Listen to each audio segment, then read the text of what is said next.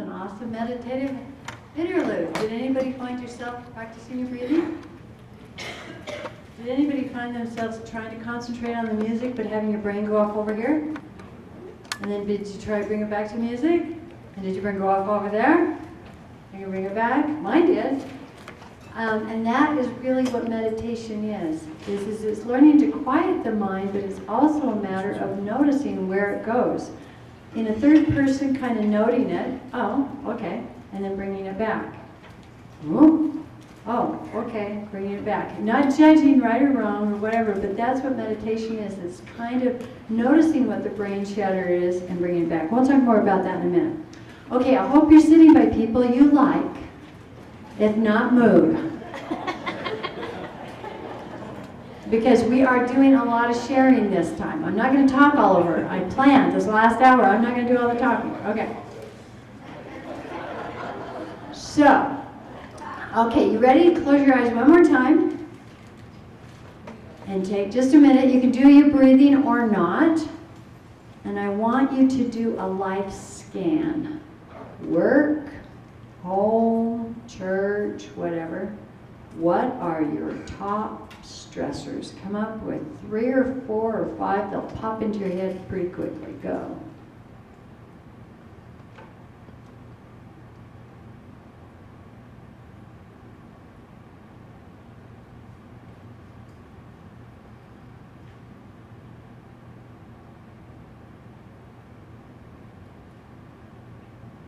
Have you got 3 or 4? Okay, you can open your eyes. All right. We are doing our first counter-stress initiative, and that's connecting with others and being vulnerable. I want you to share what you thought appropriately. Maybe you don't want to share details. All right, talk to each other about your stress. You've got about 2 minutes. What's fun about that is, as I gave you after about a minute and a half, did you notice, maybe you didn't, the volume went, it's like you got into it. You were actually starting to really share. I almost hated to bring you back to home. But we're going to do more with that in just a second. So this half is talking about getting good at stress. Before we can get good at stress, we've got to review a couple of things, physiology, and then we're going to talk about your stress.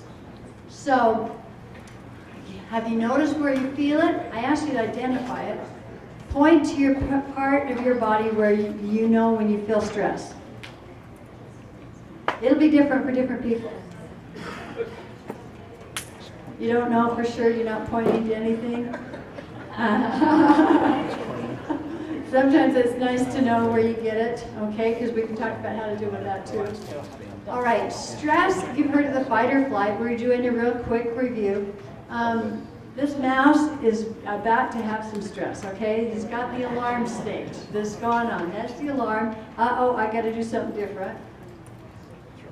Now he is in the fight or flight. And now we've got what's called resistance. All right, he's not in imminent danger or the things, but it's just lurking. It's hanging around. And when we stay in resistance very long, for a while, we get to the exhaustion stage. Okay, when I'm talking to college students, I'll ask them how many, and I'll ask you this, how many of you get sick over Christmas break? Raise your hand if you used to get sick over Christmas break. Okay, often you'd hit the exhaustion phase. What happens is your immune system amps up. It does everything it can to help you get going through the crisis. And that crisis might be a semester long going on. And as soon as you relax, it's like, I'm done. I'm exhausted. I'm worn out. I can't keep it up anymore. And you get sick. Now, I'm not saying you should keep it amped up forever because you'll have more than a cold. But you get to the point where your body can't hold it up anymore. So what's happening during this is we have our autonomic nervous system, and I like to think of the parasympathetic as the brakes, that's the calming down, and the sympathetic as the gas, keeping you going. Now, you would not drive your car with your feet on both pedals all the time, but that's how our body is. Both are operating at all times, but only one is being dominant. So when we're keyed up right now, I'm hoping my sympathetic nervous system is in charge. I should have it that way when you're teaching and so forth. But I don't want that going all the time. And learning how to do the reflex or the relaxation response is learning how to switch. And that's where the breathing comes in. All right? You're running a race, you're going around the track. Where are you breathing from? Your chest, right? And your diaphragm and everything. When you're sleeping at night, where are you breathing? Here or here? Feel up. You're using your diaphragm. So that's one of the tricks in all your meditative exercises is to learning to use our diaphragm more when we're breathing, when we're trying to get us to go back to homeostasis, they're calling it. More to a part where the brakes are in charge instead of the gas. Pretty simple. All right.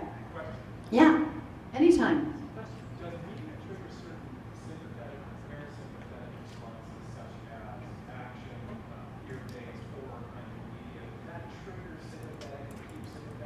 Oh yeah, gets you jacked up.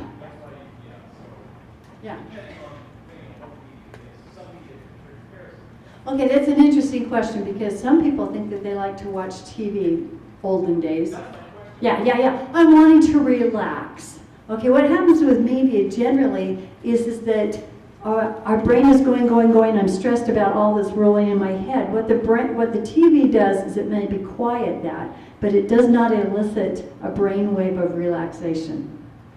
What TV does is acts as a distraction. It keeps you from amping, but it does not relax you. Okay? Certain media can amp you, even, but it does not relax you. Okay? Good question. I love questions. I'd rather teach to what your questions are and forget my presentation. So anything else, interrupt me anytime. Okay, so these are the stress hormones, just some of them. There's a whole cascade of them. But what I wanted to point out in here is that you've got 3 different levels of delivery of these stress hormones. One would be like immediate, like that White House red phone call, there's an emergency. I mean, it's just immediately right there.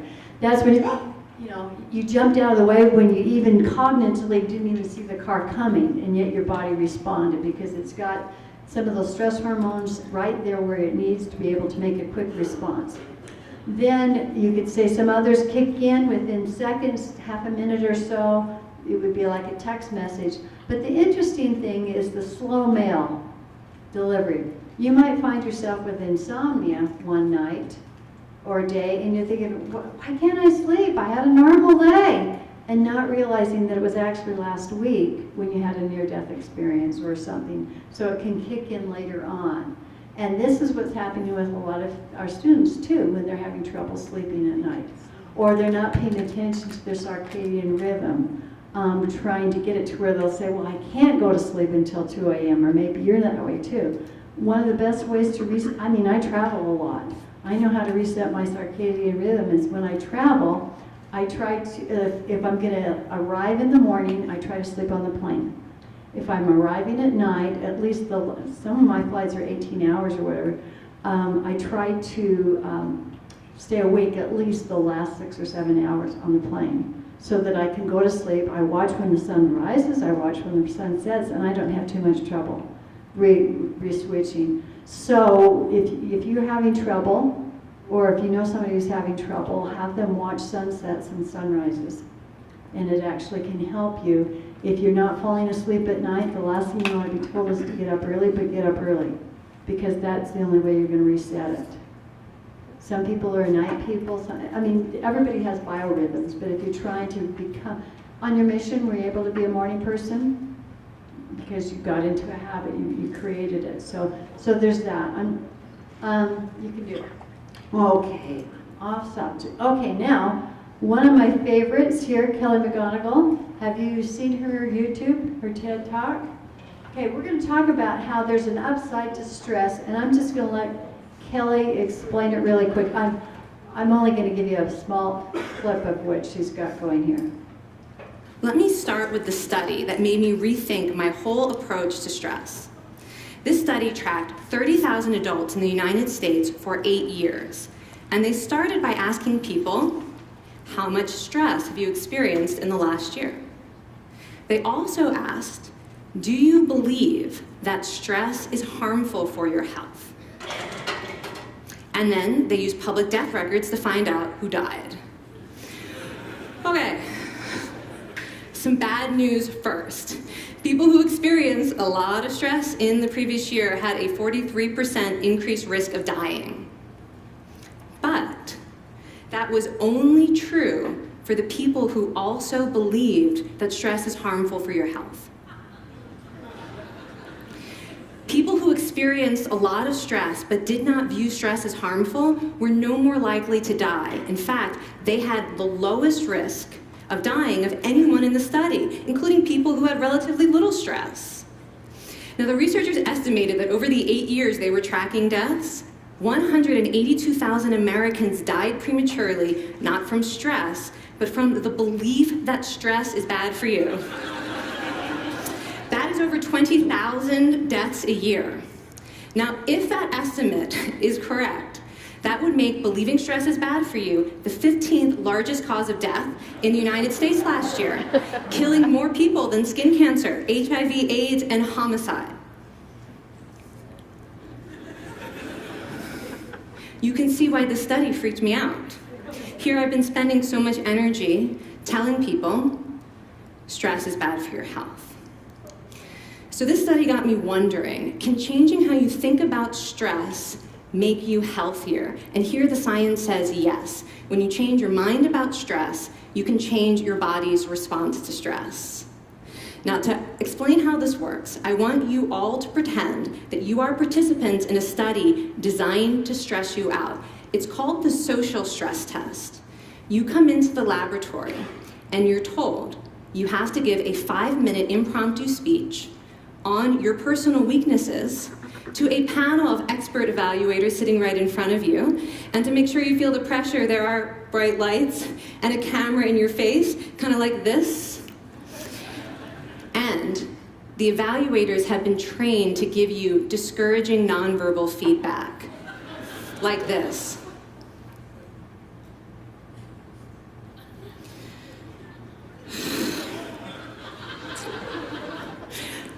Now that you're sufficiently demoralized, time for part 2, a math test.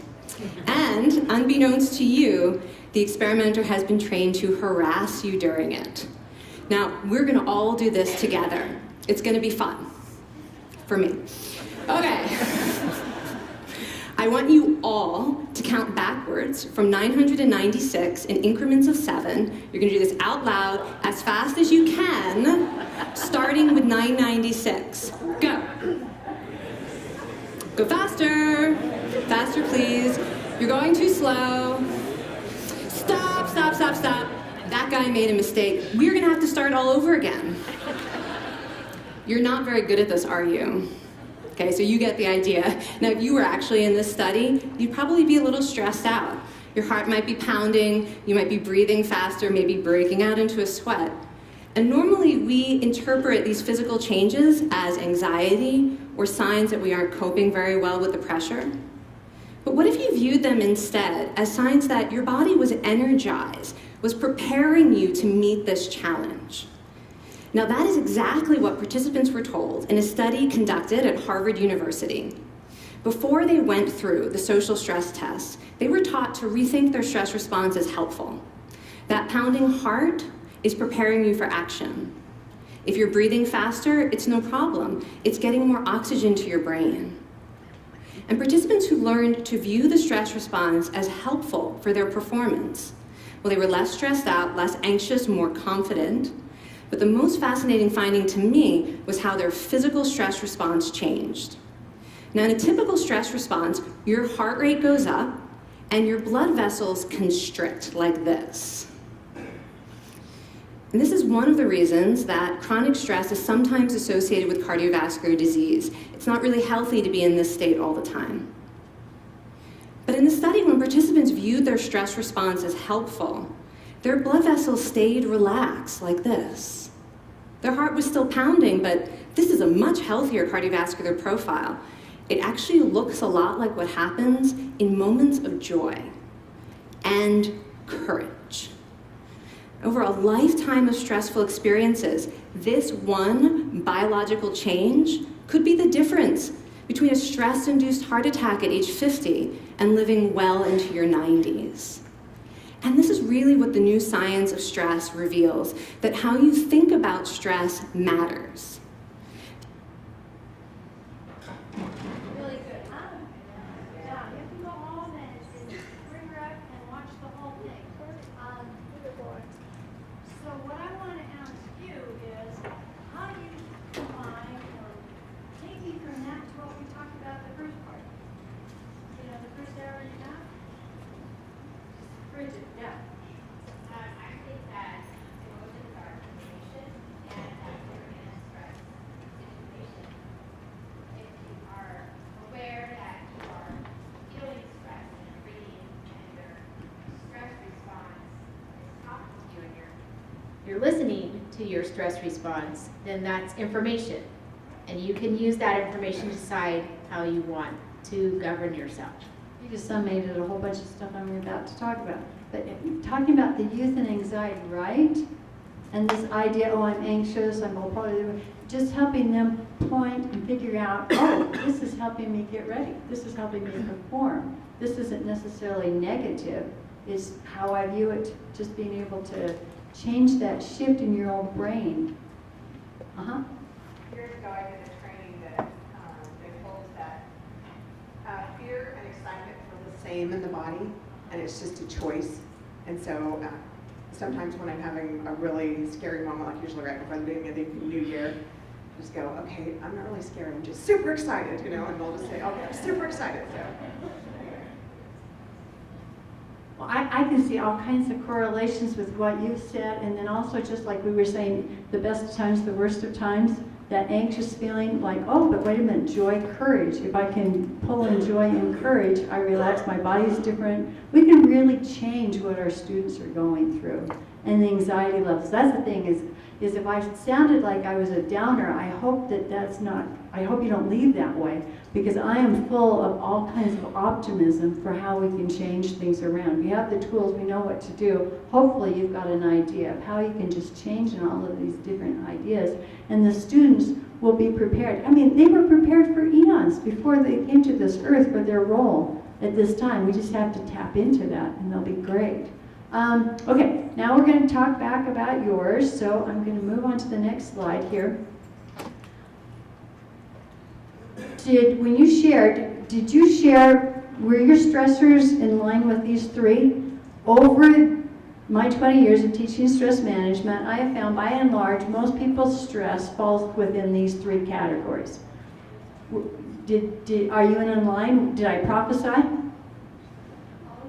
Okay, all of the above. Okay, what did I miss? Health. What is stressful about health? Well, I'm the older, Yes. and I want the next thing in my life to be my house. Okay. So I'm working towards that. And as we get older, a lot of the things to know. And I'm not trying to defend this, but I have found when I've asked people about their health, generally it's relationships they're concerned about, it's finances they're concerned about, and it's time they're concerned about, but maybe not. I'm not trying to put words in your mouth. And I'm even thinking that just the media is a huge stressor right now, just the information bombardment that I don't think was out there 10 years ago, but I think that would be one of my top stressors now. And it doesn't fall in line with this. Okay, anyway, so here we've got most people's top stressors anywhere in those lines. So I'm about to give you a summation of 20 years of teaching stress management, okay? And it all hinges on a three-legged stool. So if you can remember a three-legged stool, maybe you can remember everything, and you're about to have it in a handout anyway, so. Okay, that is it seems to me that if we can reduce the amount of stress we experience in the first place, it's pretty good. For instance, if I'm unprepared, I'm going to be really stressed. If I just don't do things I should be doing, my stress level is going to go up. If I make stupid life choices, it's going to go up.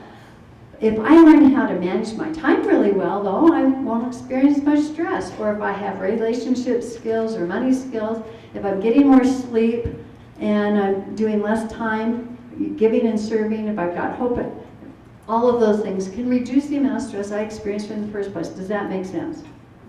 Okay. And you can see how you could create a little curriculum even for your students or for your family home evening lessons around that. Focusing in on it, right? Okay, you want to make a guess as to what the second leg is? It's on your page. Okay, whoops, I went to coping. Resetting thoughts, we're going to talk about that a little bit more. Humor, social interaction. I made you talk to each other on purpose. There's a couple of things in Kelly's talk, if you go listen to the rest of it, it's very interesting. Two things she said that made her very encouraged about stress. One now is how you think about it. This is my body, I'm getting ready. Just makes your blood vessels stay dilated, open, not constrict. The second thing is that oxytocin, which is a hormone that everybody talks about. It's the cuddle hormone, but it's also a stress hormone. And it gets released during times of stress because it makes you want to reach out and talk to somebody. Fight or flight is often known as the man's stress response. Friend and befriend is often known as the female way of stress response. But your desire to reach out and talk to somebody during stress is a way of making you connected, which actually is all kinds of studies on how connected you are, not by how many people, but the depth of value of the relationship, prolonged life, and anyway, all kinds of good news about that. So, connecting with other, social interaction, all of those things I think make sense. Yeah. Humor always is a thing that makes me wonder because so much of humor is easy, and that is sadly like one of my strengths or weaknesses. I'm not sure which one. Oh, thank you. So when people say, well, you shouldn't tease, I don't tease in a malicious way. It's just part of like life. I don't know if anyone else is like that. I tease my family. They all know that's why I love them. And if I don't tease you, my kids say, I know you don't really like someone if you're not teasing them. And so I always worry about that because I hear all this stuff about how terrible it is to tease someone, and I don't know. Tell me about that. I'm so glad you brought that up, and when I was sitting there trying to listen to the music and having my brain go off, I thought of this and how I didn't have this slide in my presentation for today. So, the point is that there's a difference between humor and ridicule. I hope I'm tying into with what you're saying, and I'll just go through these.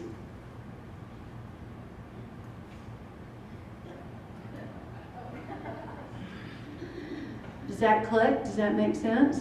Okay. I'm not going to read them. Research says that PowerPoint's better if you don't. Oh, wait until they're all up. Take your phone out, and then you can take a picture. Because this isn't in your handout, but you might want this.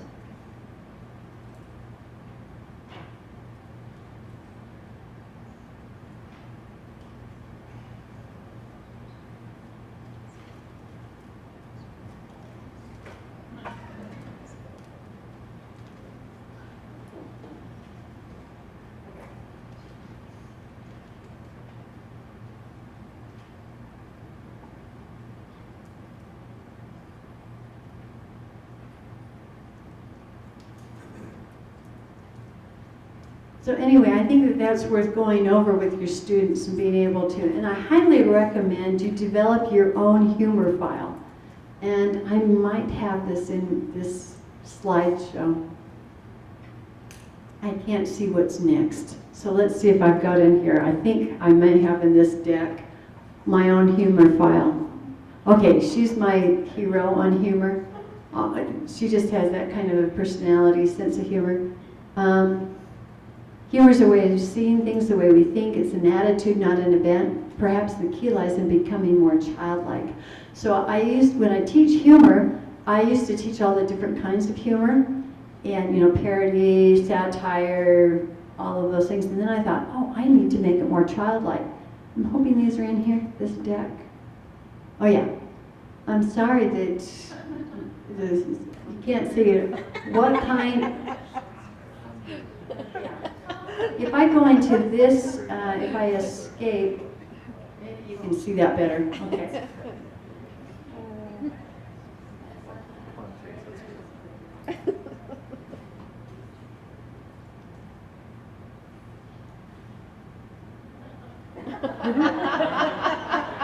I can tell when you get it.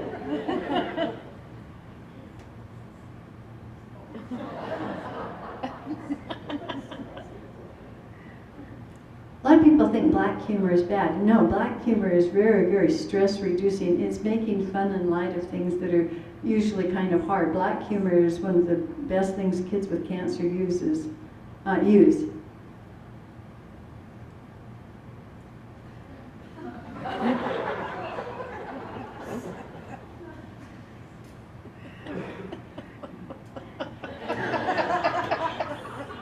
Sarcasm does not reduce stress, it builds stress.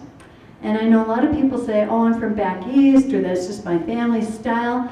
There's a difference between sarcasm and absurdity. Lots of times people are being more absurd. For instance, if I were to say to a beautiful young woman, oh, it's too bad Heavenly Father didn't give you any good looks, or something like that. I mean, I'm saying the opposite. Some people think that that's sarcastic. That's not sarcastic, that's lifting. That's being absurd. Okay, so absurd humor is good, it's fun. But sarcastic is this, and it's never helpful. So what you want to do is get rid of sarcasm in the classroom.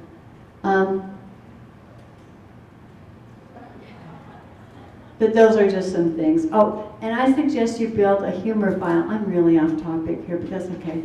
We're doing something fun. So this is part of my humor file. These are pictures I have in my phone that crack me up when I just want to start laughing. And these are my grandkids.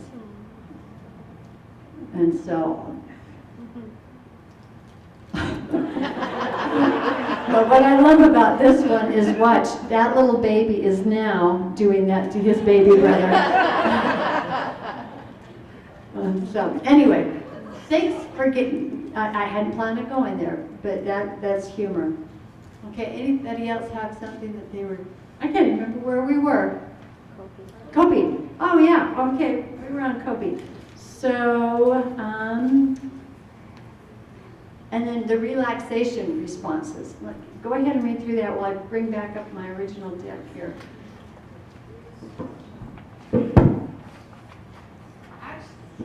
Actually, take a minute and talk to your neighbor about what you already do on that sheet and what already works for you. That's really a good thing I want you to do right now.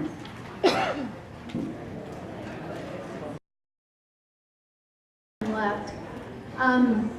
But this is an overview of how I've taught stress. It kind of encapsulates everything. Do you have any questions on the relaxation? You don't know what they are. Okay, so I'll go over those.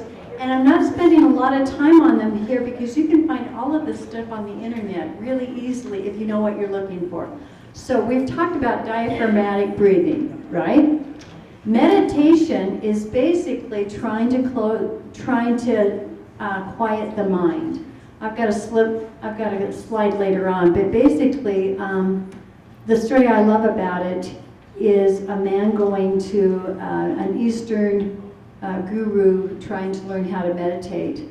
And before they began, he said, the guru asked the man, would you like some tea? And he said, sure. And so he got him a teacup and he came over with the tea and he started to pour. And he kept pouring, and he kept pouring, and he kept pouring. And the guy was like, whoa, wait, what's going on? And he said, you're not ready to receive until you're empty. And the idea of is we need to empty our minds. So some of our greatest inspiration actually comes when we're sleeping and then we wake up, or when we're mindlessly doing something else. That's when inspiration talks to us, when Heavenly Father can come to us. So the point of meditation is trying to quiet the mind, just trying to empty the cup. And when you first start meditating, and you start doing the breathing, and you just concentrating on your breath, and then a couple of tricks is to switch from this nostril to that nostril by not doing anything. What you're doing is you're paying attention to where your brain goes, or like if you're listening to music, where your brain goes and bringing it back. Where your thoughts go, bringing it back. That's what it is. It's very simple. It's just practicing it. And you learn Lamaze in the middle of delivery. No. So you practice meditation And then you can do it in times of stress. You don't want to try and learn it when you're highly stressed. You practice it and you learn it, and then you're able to quickly go there. So you could be on a crowded freeway, for instance, stuck in traffic, not even closing your eyes, and you can calm yourself down, do different things. Yeah? I have a question for Casey. How did he know, how has he had this experience before? I was mesmerized that he chose to play his piece in the dark. And I was so fascinated by the technique and the quietness of it. And we could have all sat here and listened to him play and watched him, but it would have been a 100% different experience because it was in the dark. And I just wonder, how did he think to do that? But because I didn't want you to look at me. And that's what Tammy and I were So saying. We self- want to see your face. Yeah, no, because then it's about the performer, and then you're, oh, okay, that's such a, he went to school for that, right? But the music is supposed to relax you, and so it's just supposed to wash over you. And if I turn off the lights, then you hopefully can hear by eliminating some of those other senses that distract. And that's why lots of times I'll ask you to close your eyes. It's just to try and cut down on the stimulus that's there so you can focus just on what's in your brain. Okay? All right, we're going to move on then. Oh, you wanted me to ask about that. Visualization is usually doing diaphragmatic breathing. It's a type of meditation, but it's where you visualize something. For instance, one of my favorite meditations I do every year, at least at Christmas time, is I close my eyes. I'm not going to take you through it for the lack of time, or I would. But I have myself pretend I'm in one of my most favorite places. I've got one where I mentally go to because I've done it before. Someplace where you feel warm and secure and safe, wherever that is for you. And then I pretend in my mind, I've just heard that I have 2 years left to live. And I'm okay with that. I realize that that's an accurate diagnosis. I'm not running all over the world to find out what more. But I'm meditating. I'm in my favorite place to figure out what it is I want to do with my last 2 years. And in doing that exercise, it bubbles up to the top of what's really important in life and where I want to put my focus. So I do that every year. And I literally think of, okay, if I've only got 2 years left, what do I want to do? And it helps. It's a perspective one. So that's just an example of a visualization. There's hundreds of them. They're all over the internet, and there's all kinds of fabulous ones, and you can find them if you know, now that you know that they're available. Autogenic training is literally creating warmth. So for instance, you might want to visualize that you're at a beach playing with hot sand. By being able to create warmth in your hands, you're also making yourself relax. Think about, does your core body temperature kind of go up when you're sleeping? Yeah. So Yes. it's Not happily. not happily. I've got something for you in the next slide. But anyway, so that's one thing. It's playing around with heat and being able to realize a lot of things that you can have control over that you never thought of, that you can think about and make your body do different things. So that's autogenic training. Progressive muscular relaxation is, have you ever had somebody say, okay, like tighten up all the muscles in your legs to 100%, now relax. Then you go to 70%, now relax. Now 40%, now relax. And you progressively do that, going from heightened to semi-heightened to less and less. It makes you aware of where you're carrying your stress in your body and how to relax it. And you slowly go from maybe the top of your head to your toes or vice versa to get to relax straight. That one is really good if you're more type A personality because it gives you something you can do the whole time. Hatha yoga is just yoga, which is a lot of breathing, mind, body awareness. You're like Tai Chi. Have you heard of Tai Chi? It's fabulous. It's an Eastern exercise, and older people do it, and you'll go out in the parks in Asia and you'll see people doing it in the morning or at dusk. It's fabulous. And it's learning how to use your own body energy and move it around. I'm going to make that very easy. Massage is fabulous, and bio-massage, have someone rub someone's feet, for instance. That's something that's great, other than just a back rub. You can also give yourself a massage. Does that say massage? That's what I'm saying. Or that's what I'm going. What? Yeah, message and massage. Okay, massage can really relax you. Yeah. Well, because massage is something. No, I don't. Okay, so I worked at chiropractor before teaching it back. There's lots of things I do, but massage, like a lot of people see it as a self-indulgent. Kind of spoiling yourself. You can't afford the money to put it there, but actually it's part of self-care, and it can alleviate so many. Can sort out a lot of problems at a primary level rather than getting into a chronic level where you're going to need surgery to alter things. So because a lot of us feel our stress physically, things tighten and shorten, and then we get the carpal tunnel and all those other issues. But if we just see it as a self-care, where that it's part of regenerating, rejuvenating your body, and especially when I'm teaching, I actually I can use my HSA card and go and get a massage once a month, and I used to feel very selfish about that because we can't afford that, but it's actually part of my self-care, because otherwise I would not cope with, my body would not cope with the rigors of standing all day, sitting at a computer, all those things, and then I start getting headaches and things like that. So for me, that's a definite part of my self-care and I've gone past the mindset that it's a self-indulgent thing, and it's actually part of how I can heal my body. What's right too is we can also learn how to do massages better for one another, or the touch. We need to be touched so much. Learning how to give a good massage is a great way of connecting with teenagers, especially if they're athletes or whatever, being able to help them. The other thing about massage is cyclically through history, it becomes known as extremely beneficial, and then it goes over into the red light district. And then it's not seen as a positive thing. It has a really negative connotation. And then I'm talking about historical trends. And then it'll come back up and it'll be seen as extremely beneficial. So we've seen this through history. Right now, I'd say we're kind of up here. It's seen pretty much as a beneficial thing. It's legit. It's not the red light district. And it's very much tied into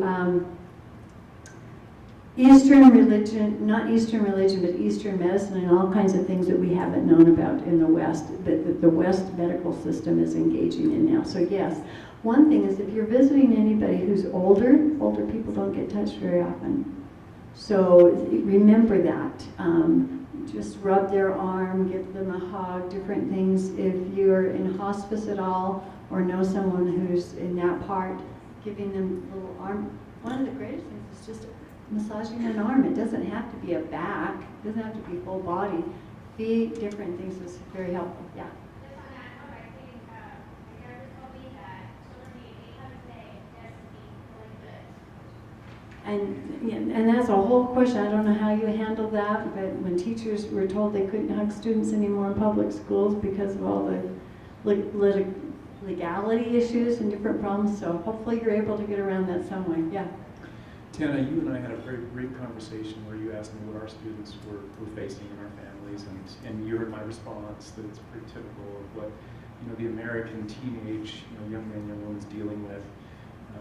The stressors related with the constant connectivity and materialistic focus that can sometimes lead to that anxiety and depression. I was interested to see some of these techniques from other countries. Is it fair to say that stress is a common human experience regardless of the country, the background? Stress is part of the human experience. Anxiety and depression are a little bit different, and you've traveled a lot. As recently as yesterday, as we were talking about the relationship between gratitude and how it can reduce some of the side effects of materialism, somebody came up to me from the audience and said, I was just traveling with Elder Renlund and we were going to other countries, and anxiety and depression, this is what he said. I'm not saying this is what Elder Renlund said, this is what this person relaying it said, that anxiety and depression is really a first world problem. Stress is common to everyone. Do you see that anxiety and depression, at least the kind that we're experiencing in, let's say, America, do you see that as being a first world problem? And how would you respond to that? I would say Well, I know the World Health Organization lists depression as one of those biggest concerns around the whole world. I would say that having just been in Zambia and some of these different places, I would say Satan's getting his licks in everywhere. But I would say that those who've got the media have got it amped up. Yeah. But I would also say, and we're getting just tidbits of my presentation on happiness, but we often think that you're higher socioeconomic, you have higher, or you need a certain amount of money to be happy, but Ghana's taught me that no, it's a mindset more than anything else. So yes, I think it's a matter of thinking of it more of protective factors. We used to talk about risk factors and protective factors. Well, we've got a lot of risk factors for anxiety, depression, and suicide, but we also have an incredible amount of protective factors that we can put in place. And I think some cultures naturally have them in place. For instance, in Ghana, they have huge social embracing, connectivity that's just really much protecting them. So I don't know that I would separate it as much as first world and second or third world as much as I would do it culturally, microcosmically, I think. That's my own answer. Okay, we do not have to get through my slides, but I wanted to give this because I'm guessing that you get hot at night and night sweats, and I wish I would have known this one, so I'm throwing this out. It's very interesting to me that insomnia comes with menopause, right? Some of you might be experiencing this. It does.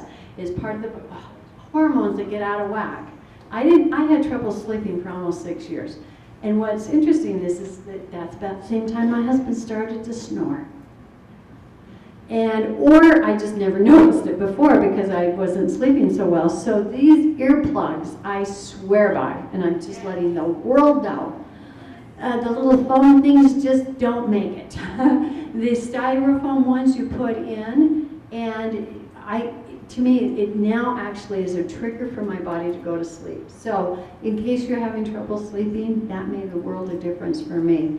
Yeah. Yes, I can hear my alarm through them. What happens is you put them on and you can hear the world, but it's kind of like it's just muted. And it's like, that's not my word. That's not my concern. I don't know how to explain it. It doesn't, try them. And they're not expensive. They're the kind they use for swimming. Okay, so mindfulness, we've been talking about that. It's out, it's in the literature. You're going to find it all over the internet. I love this slide.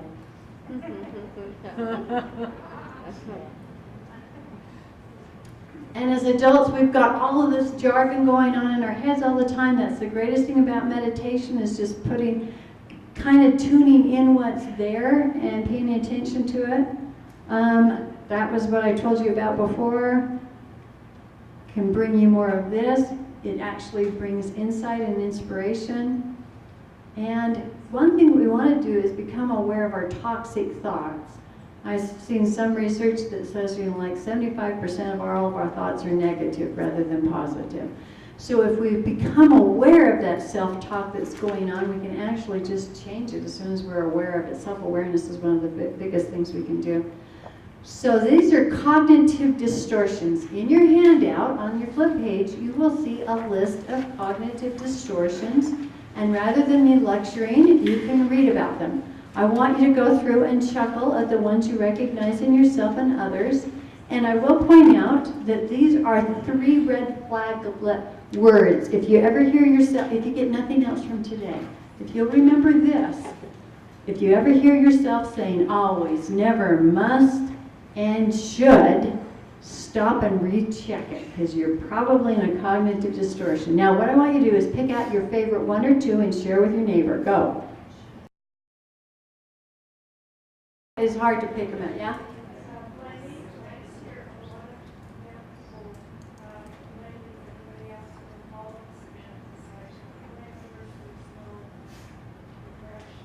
Okay, I have a challenge for you. I am going to challenge you to teach the content on this paper to at least 2 different people, 2 different settings, okay? You know why I want you to do that? So you learn it. So it becomes a part of who you are, so you will start picking up on it when you do it.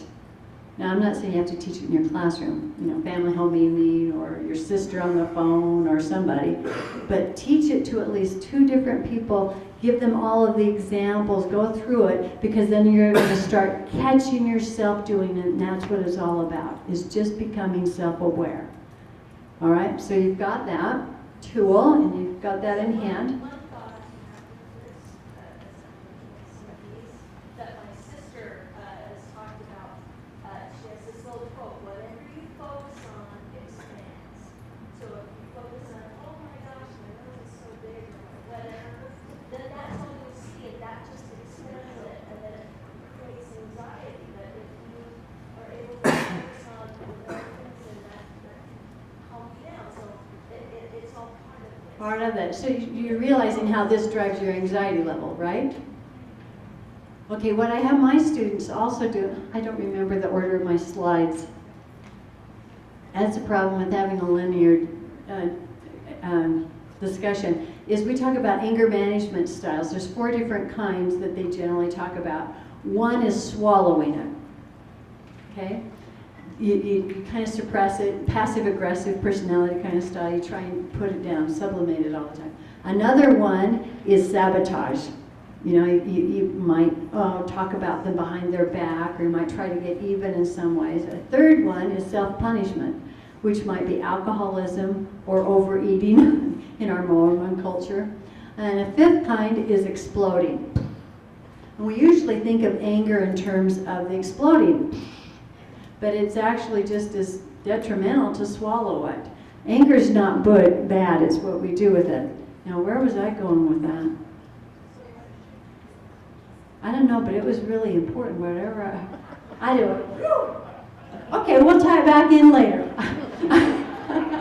Let's get back to my linear brain. I want to point out that Brene Brown, I'm going to get back to anger, I've got it coming up here, but Brene Brown in her talk on shame has a lot to do with toxic thinking or cognitive distortions. So moving right along here, once you're aware of it, you can really evaluate the situation. For instance, one of my favorite stories is that I took my kids to amusement park, my least favorite thing to do. They were little. On my way out to the car, they were yelling, screaming, they were ornery, they were fighting with each other, and I thought, you ungrateful little twits. And I found myself thinking that. I labeled them, right? I called them a name. I didn't say it out loud. And I caught myself and I say, is that true? Are they ungrateful? No. What are they? Exhausted. So then I had a new perspective. I was able to address their exhaustion instead of their ingratitude. So just that fast, because I was aware of my own thinking and was able to reevaluate it. Okay, check my expectations. I did check my expectations in that. Sometimes we expect people to be 20 when they're just 16. Or you know what I mean, different things. Or we expect people to change when they are who they are. Distract yourself sometimes is very, very helpful if you're mad. Get quiet and listen to inner wisdom, or act yourself into a new way of thinking. I could spend a whole day on just that, and how you can change your thoughts. But take a picture, teach it to somebody, and the Holy Ghost will teach you all kinds of stuff. Hold it.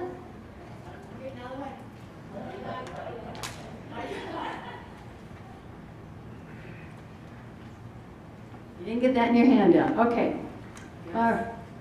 Question, yeah. One of my biggest stressors is it just launched me into all the anxiety and pressure. But I feel like I could teach these sermons all day long and all these things, but I don't ever do them. Like I just get so depressed. It's like, oh, why did I do that? How do you forgive yourself or move on or let go or say? How can you say it's all right? You're doing your best when you aren't. Oh, I'm never going to, I mean, my best is like on a test or an exam or something like that. I'm never going to be my best. Having taught this for the last 20 years, I love it because it's made me better, because I constantly teaching and getting better. I'm cueing myself. So I guess I just figure out that, I'm a C-grade basketball player. I'm just going to have to practice a lot. And I'm so grateful for the atonement that'll make the difference. My expectation is I'm going to blow it. I'm going to go home after that, and I'm going to think of 1,000 things I did wrong. And I'm going to have to laugh it off because I can't change it. It's in the past. Is that helping you? I don't know that I'm helping you at all. No. Yeah. Keep trying. I would say just keep teaching any one of these principles. You'll get better at it and help the students. Yeah. I think we forget that's what grace is for. Oh, yeah. That the Savior does not expect us to be trying our very best all the time. And sometimes your best is to say, today's a really bad day. I can't do it all. I can't even do some of it, and I don't want to. And that's your best.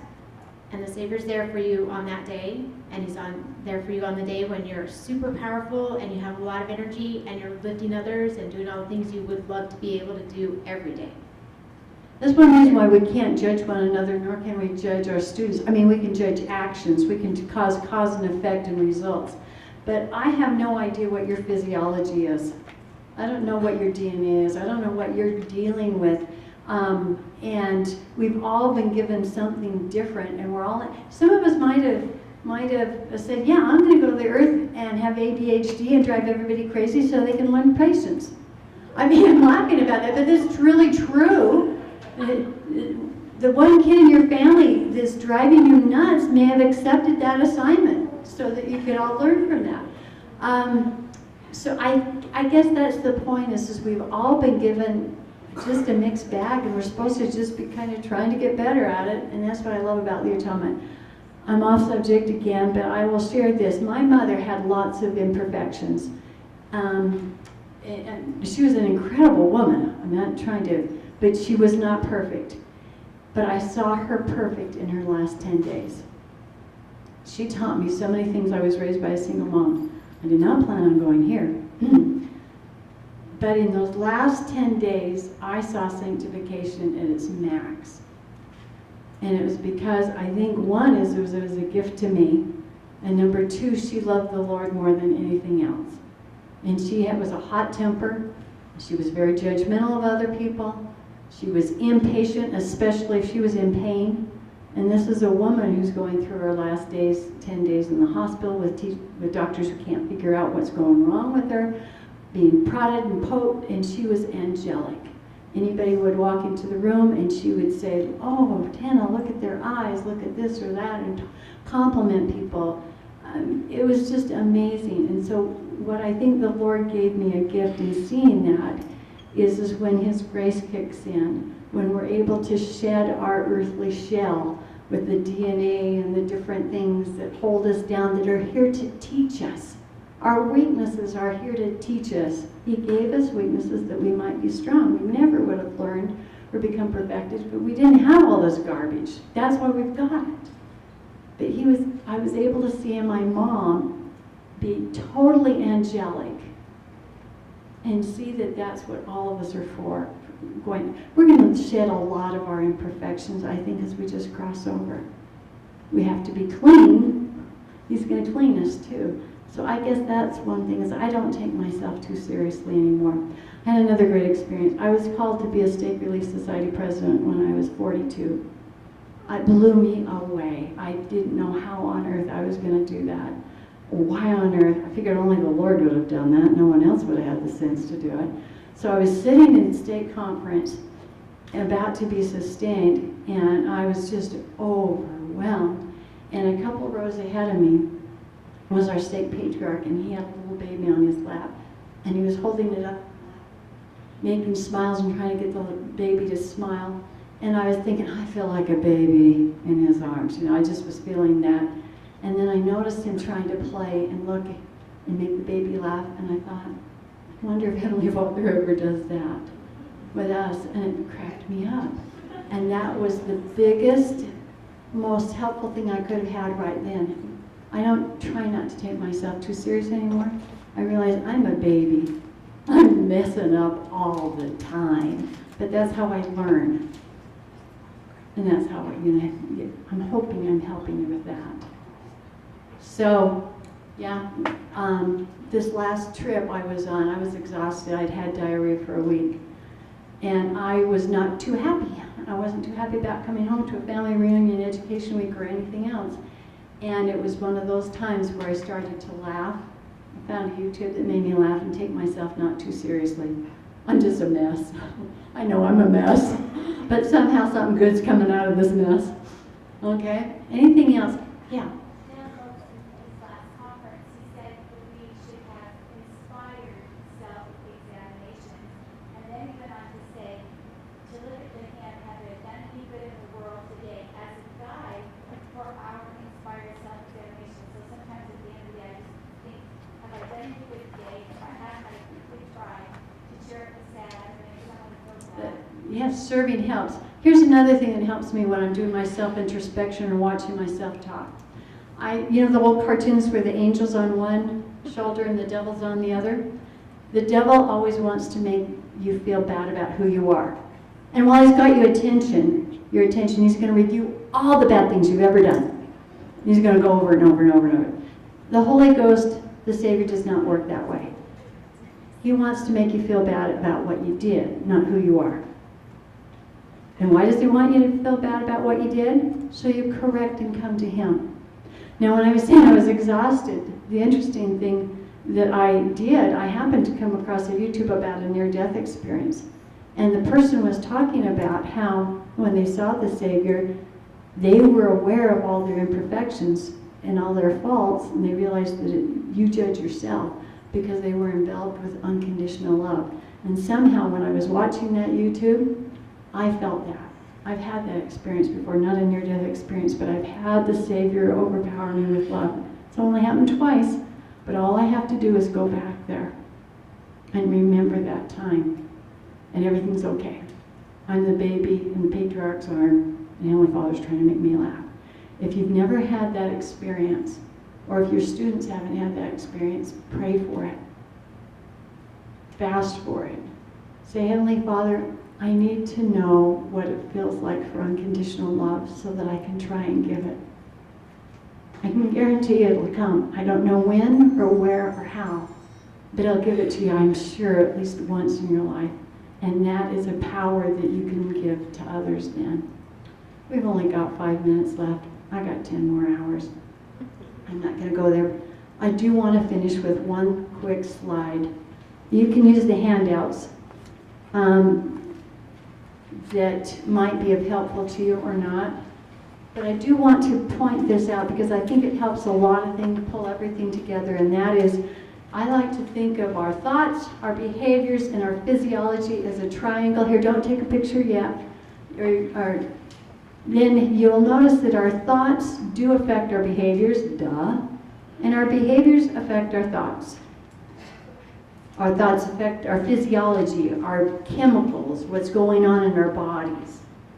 And what's going on in our body affects our thoughts.